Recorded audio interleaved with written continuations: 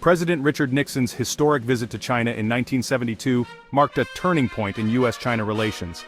This unprecedented journey was a bold move, breaking over 2 decades of silence and hostility between the two nations.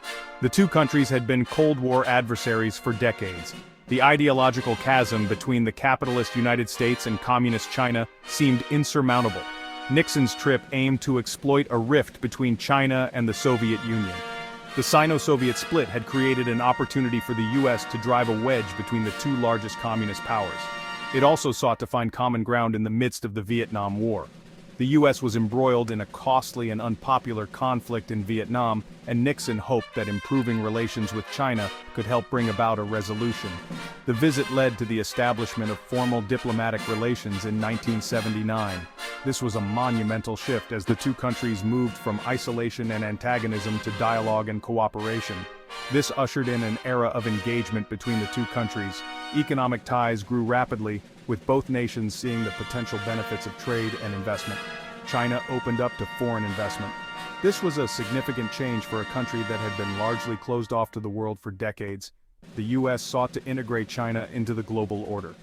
American businesses were eager to tap into the vast Chinese market, and policymakers believed that economic engagement could lead to political and social changes in China. However, deep suspicions and ideological differences remained. The U.S. and China had fundamentally different views on governance, human rights, and international relations. The U.S. criticized China's human rights record. Issues such as the treatment of political dissidents, freedom of speech, and the rule of law were points of contention. China chafed at U.S. military presence in Asia. The American military bases in countries like Japan and South Korea were seen as a threat to Chinese sovereignty and regional influence. Despite these challenges, the relationship continued to evolve. Diplomatic and economic engagements persisted, with both sides recognizing the mutual benefits of cooperation. The period after the Cold War saw further economic integration. Multinational corporations flocked to China, attracted by its vast labor force and growing consumer market. China joined the World Trade Organization in 2001. This was a significant milestone, signaling China's deeper integration into the global economy. This fueled its economic rise. China's cities expanded rapidly, and its factories became the world's production hubs, exporting goods across the globe. The U.S. hoped that economic liberalization would lead to political reforms. There was a belief that as China became more economically open, it would also become more politically liberal. However, China continued to strengthen its authoritarian system. The Chinese government maintained tight control over political life, even as it embraced market reforms. The seeds of rivalry were sown. As China rose, it began to challenge the U.S.'s dominance in Asia and beyond, leading to a complex and often contentious relationship that continues to evolve today. The U.S.-China relationship entered a turbulent phase under President Donald Trump. His administration took a hardline stance against China, marking a significant shift in U.S. foreign policy. This period was characterized by heightened tensions and a series of aggressive economic measures. Trump viewed China's economic rise as a threat to U.S. dominance. He believed that China's rapid growth and its trade practices were undermining American industries and jobs. This perception fueled a series of confrontational policies aimed at curbing China's influence. He launched a trade war, imposing tariffs on billions of dollars worth of Chinese goods. These tariffs were intended to pressure China into changing its trade practices, which the U.S. deemed unfair. The move was unprecedented and marked a new era in U.S.-China relations. China retaliated with its own tariffs, targeting American products. This tit-for-tat escalation led to a significant increase in trade barriers between the two largest economies in the world. The retaliatory measures by China were aimed at key U.S. industries, including agriculture and manufacturing. The trade war had significant economic impacts. Markets around the world reacted with volatility, and businesses faced uncertainty. The increased costs of goods due to tariffs affected both producers and consumers, leading to a ripple effect across the global economy. It disrupted global supply chains and increased costs for businesses and consumers. Companies had to navigate new tariffs and find alternative suppliers, which often led to delays and higher prices. Consumers felt the impact through increased prices on everyday goods. Ironically, the U.S. trade deficit with China actually widened during the trade war. Despite the tariffs, the imbalance in trade persisted, highlighting the complexity of global trade dynamics and the challenges in addressing trade deficits through tariffs alone. The trade war also deepened mistrust between the two countries. Negotiations were fraught with tension, and each side accused the other of unfair practices. This erosion of trust made it difficult to reach a lasting agreement and further strained diplomatic relations. The Biden administration has maintained many of the Trump-era tariffs. While there have been some efforts to ease tensions, the fundamental issues remain unresolved.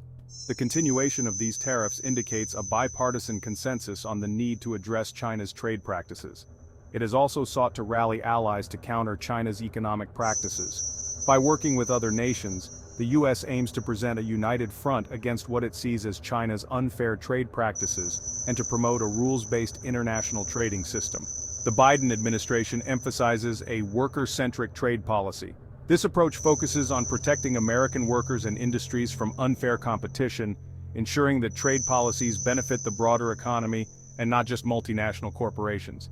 It aims to protect American jobs and industries from unfair competition. By implementing policies that support domestic manufacturing and labor, the administration seeks to create a more resilient and equitable economy. The economic rivalry between the U.S. and China is about more than just trade. It encompasses technology, military power, and global influence. Both nations are vying for leadership in emerging technologies and strategic industries which will shape the future of global power dynamics. It is a competition for global influence and leadership. The U.S. and China are both seeking to expand their influence in international institutions and to shape global norms and standards in ways that reflect their own interests and values. China is the world's second-largest economy and a rising power.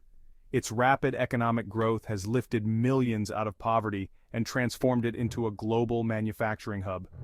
However, this rise has also led to increased scrutiny and competition from other nations. The U.S. is determined to maintain its position as the world's leading superpower. It is leveraging its alliances, economic strength, and technological innovation to counter China's rise and to ensure that it remains at the forefront of global leadership.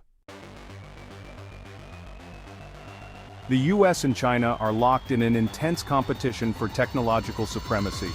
Both countries recognize that technological leadership is crucial for economic growth. It is also vital for national security.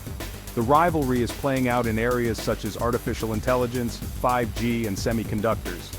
The U.S. has taken steps to restrict China's access to sensitive technologies. It has blacklisted Chinese tech companies like Huawei. The U.S. has also imposed export controls on semiconductors.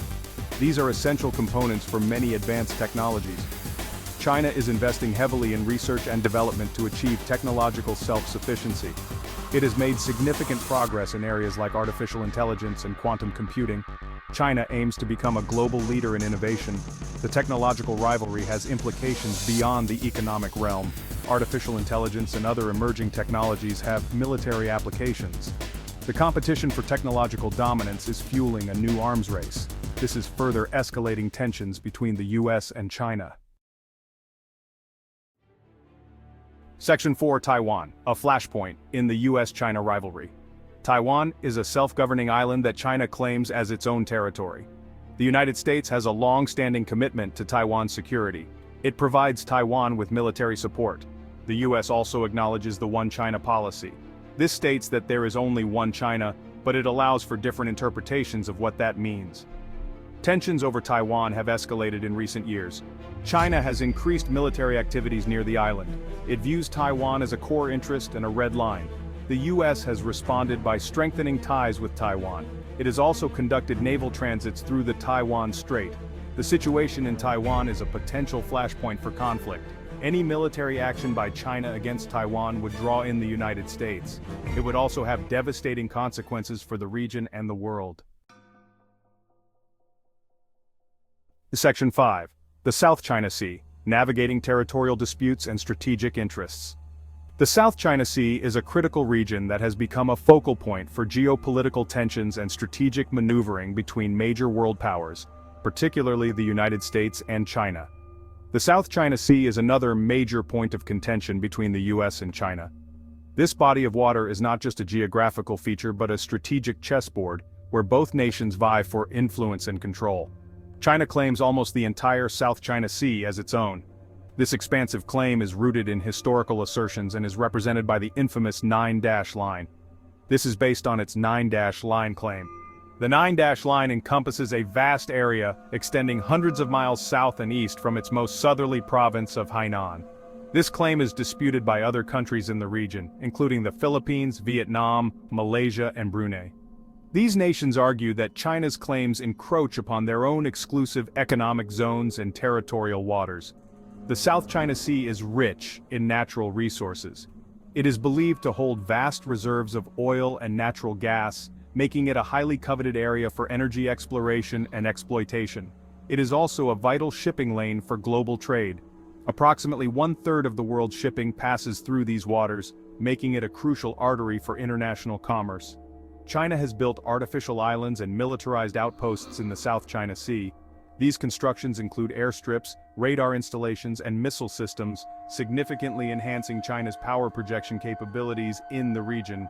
This has raised concerns about its intentions to control the waterway. The militarization of these islands is seen by many as a direct challenge to the freedom of navigation and overflight in the region. The U.S. conducts freedom of navigation operations in the South China Sea. These operations involve naval vessels sailing through contested waters to assert the principle of free passage in international waters. These aim to challenge China's excessive maritime claims. By doing so, the U.S. seeks to uphold international law, particularly the United Nations Convention on the Law of the Sea, UNCLOS, which China is accused of violating. The U.S. also supports its allies in the region in upholding their territorial integrity. This support includes joint military exercises, arms sales, and diplomatic backing in international forums. The South China Sea dispute highlights the broader competition for influence in the Indo-Pacific region. This area is increasingly seen as the central theater for 21st century geopolitical rivalry. The U.S. is committed to maintaining a free and open Indo-Pacific. This commitment is part of a broader strategy to counterbalance China's growing influence and ensure that no single power can dominate this critical region. It sees China's actions as undermining regional stability. The U.S. argues that China's aggressive policies and actions in the South China Sea threaten the sovereignty of its neighbors and the rules-based international order.